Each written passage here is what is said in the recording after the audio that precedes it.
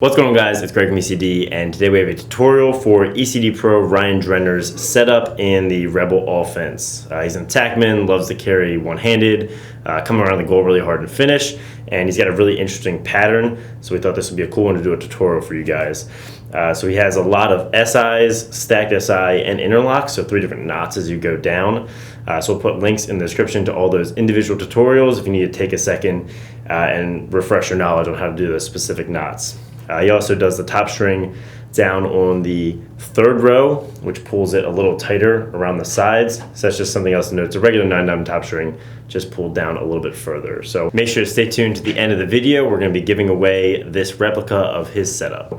This is a really, really low pocket with a pretty tight channel. And a little disclaimer, when you string this pattern, the channel is going to be very, very tight to begin with. So make sure you use the end of a lacrosse stick or a baseball bat or something to break that channel in, just so it gets a little bit wider. But with that low pocket, helps him carry as an attackman. That channel gives him a lot of accuracy and hold. Make sure it comes out nice and consistent every time. And this should be a good pocket for some of you guys in the Rebel O. So let's get into the tutorial. So we're gonna start on the 4th sidewall hole because the top string was on the 3rd, and do a loop. So go into the outside, up and through the 1st diamond of mesh, and then back around to that same 4th sidewall hole to create a loop, pull it nice and tight, get all that slack out, and then go back through the hole and pull that tight to complete your loop. Next, we're gonna do a series of SIs into a stacked SI. So we're gonna skip a hole, and for an SI, you wanna start by going through the back of the next diamond, then through the outside of the sidewall hole, and then you're gonna go up through the diamond under the string in that little gap there.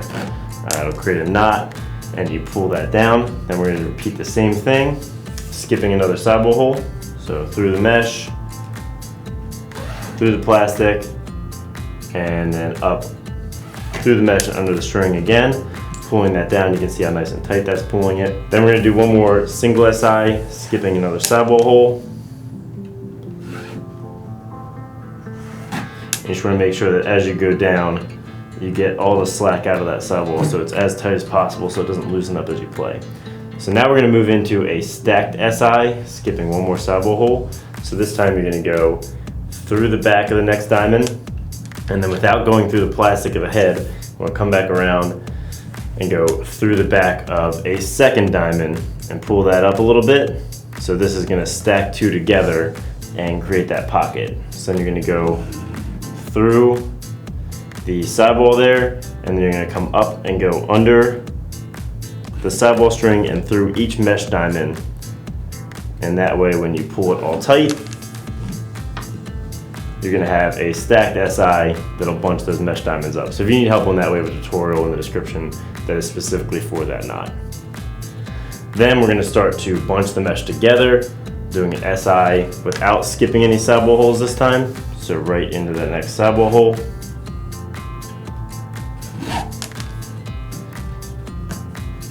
And at this point, we're gonna switch to interlocks, which is a slightly different knot, which you can find a link in the description to as well. So this time, without going through the mesh, we're gonna go right through the sidewall, and then up through the bottom of the mesh, and through that loop that we created with the string. And this is just going to attach the mesh slightly different to the sidewall so it feels a little bit different down where the ball is going to sit in the bottom of the pocket.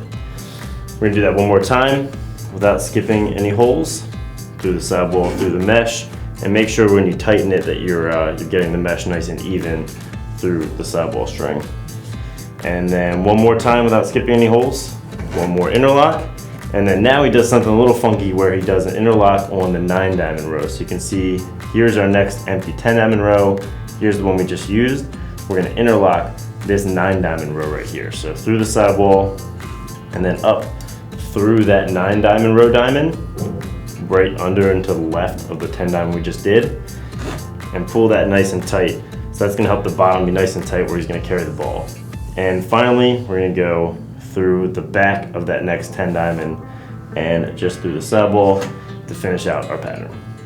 All right, so there you have the complete pattern for the bottom string There are 11 diamonds on the side, which is a lot, so you want to make sure that bottom string stays really tight and also is on that last 10 diamond row that you use. That'll give you that nice low pocket and make sure it doesn't bag out and get illegal. So for shooting strings, he just uses 2 straight and a nylon, but anything NCAA legal in this should work really well for you guys.